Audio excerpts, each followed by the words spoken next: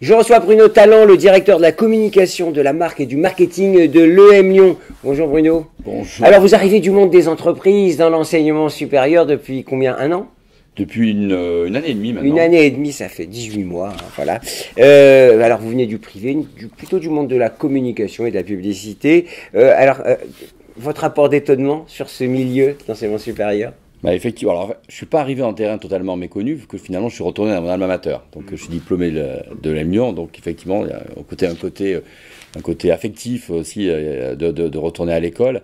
Et effectivement j'arrive avec une culture de la marque, une culture de la stratégie de marque et de l'univers de la communication. Et c'est vrai qu'en arrivant, il y a deux, trois choses qu'on trouve étonnantes, auxquelles je ne m'attendais pas.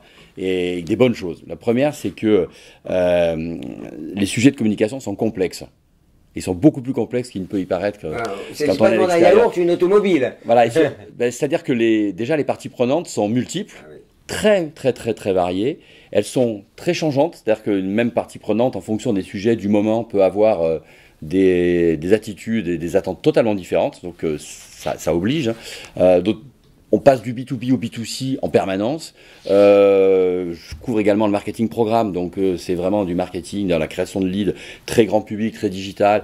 Et de l'autre côté, vous êtes dans le monde de l'influence sur des sphères petites, restreintes. Donc c'est un gros sujet de complexité. En tout cas, ça m'a beaucoup étonné. En tout cas, je ne m'attendais pas à cette... Et c'est passionnant. Cette diversité, c'est passionnant. Je pense que le deuxième point d'étonnement, c'est la transformation complète de ce métier, et effectivement, et le rôle que la communication peut y jouer.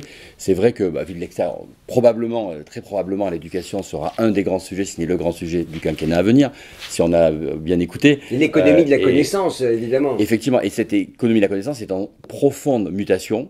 Il y a tout un tas de nouveaux acteurs qui arrivent, sur l'exec, sur l'initial, de l'étranger, et donc la concurrence, tout est en train de changer.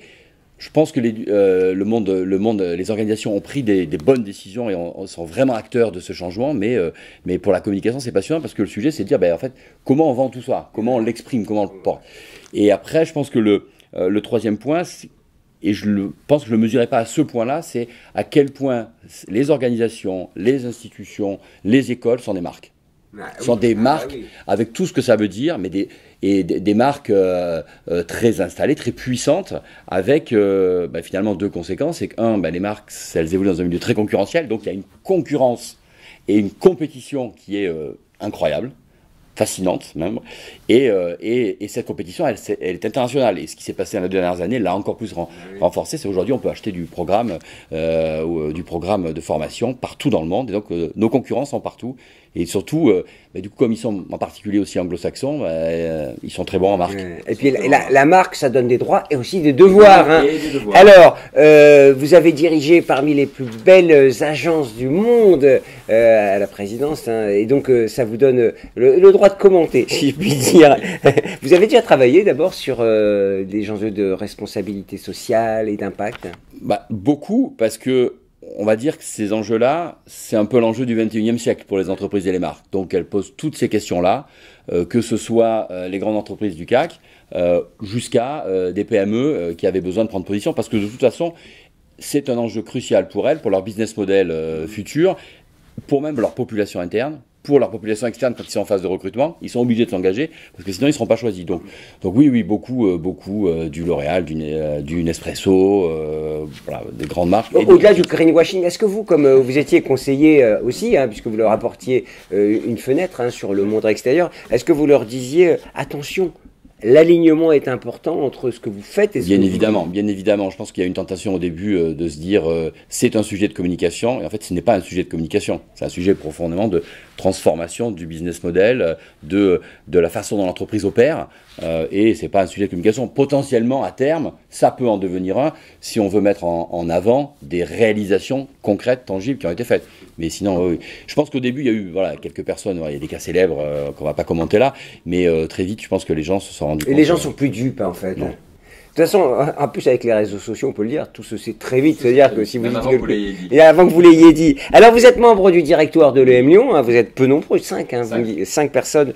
La fonction communication au cœur de la stratégie, ça veut dire que c'est très important.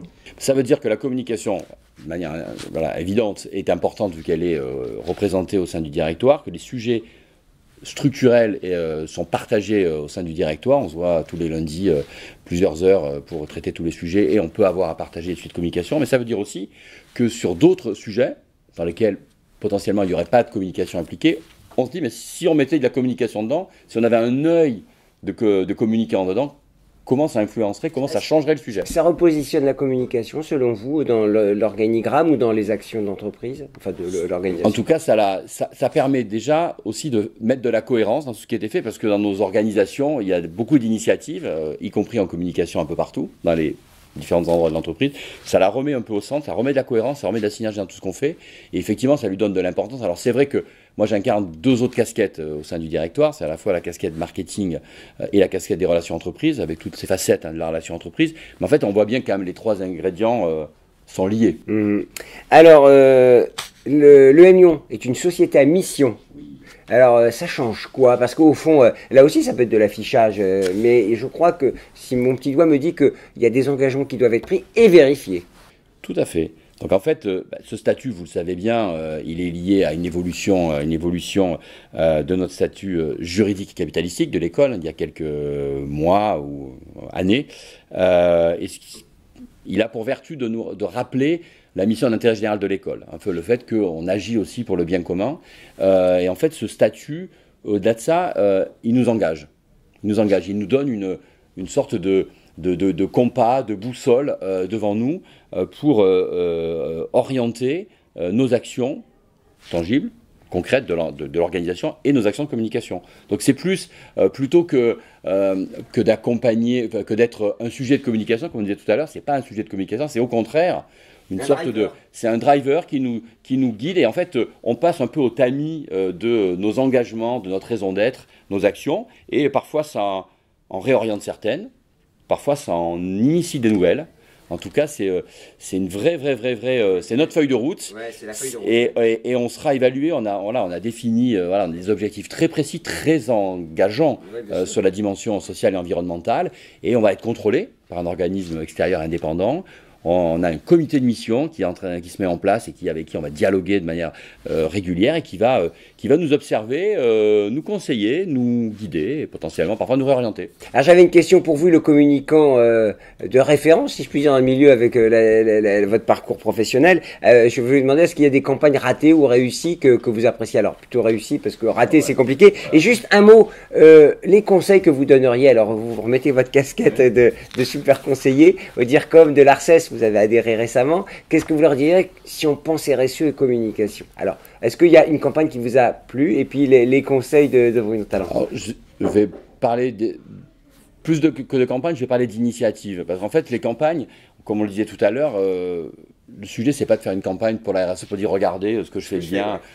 C'est bon, et vous regardez mes engagements, je pense que le sujet, c'est plutôt de faire et après de voir si ce qu'on a fait, les initiatives qui ont été prises, elles peuvent être communiquées. Alors j'ai travaillé parce que pour le coup, c'était pas évident. Dans vos archives je suis allé regarder dans l'enseignement supérieur parce que je trouve que c'est intéressant et beaucoup à l'étranger. Donc on voit des initiatives très fortes qui ont été prises par des institutions et qui derrière peuvent donner lieu à communication. Par exemple, l'Université de Genève, ils ont décidé en 2019 de réduire de 50% les voyages en avion.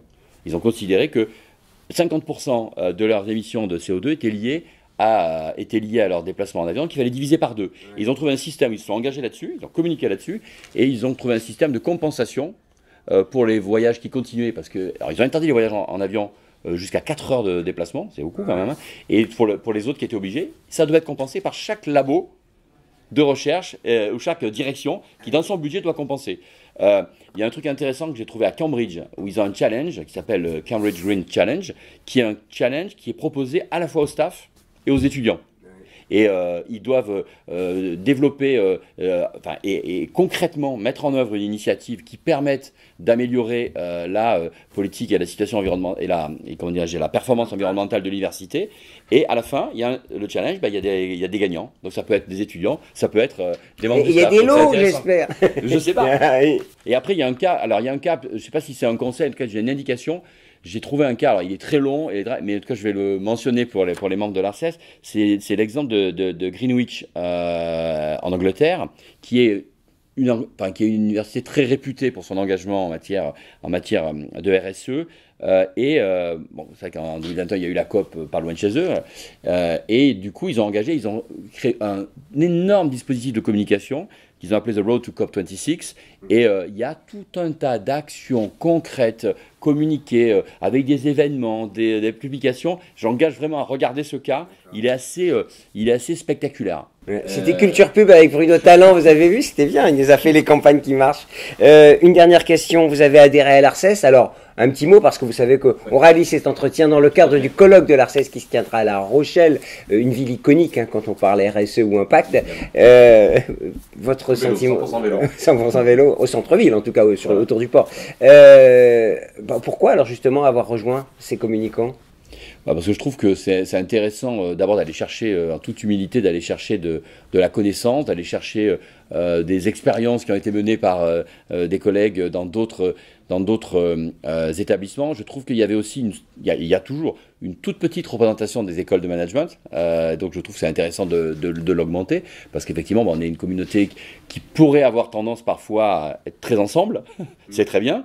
Mais je pense que c'est bien aussi d'être beaucoup plus ouvert. Et moi, c'était une manière aussi de m'ouvrir sur le monde de l'enseignement au sens large, universitaire, et tous les établissements, peut-être qu'avec qui on a moins d'échanges. On a des échanges sur le territoire, via nos partenariats, avec tout l'écosystème, notamment de la ville de Lyon, et de la région Aura. Mais je trouve que c'est intéressant de l'avoir au niveau national. Le mélange, le partage, la collaboration. C'est ça le monde de demain. C'est le monde et d'aujourd'hui. Et d'aujourd'hui, déjà, dès aujourd'hui, on commence. Merci beaucoup, Bruno Talent. C'était un plaisir de vous recevoir. On se reverra pour faire le point sur la société à mission, par exemple. Exactement. À très bientôt, merci.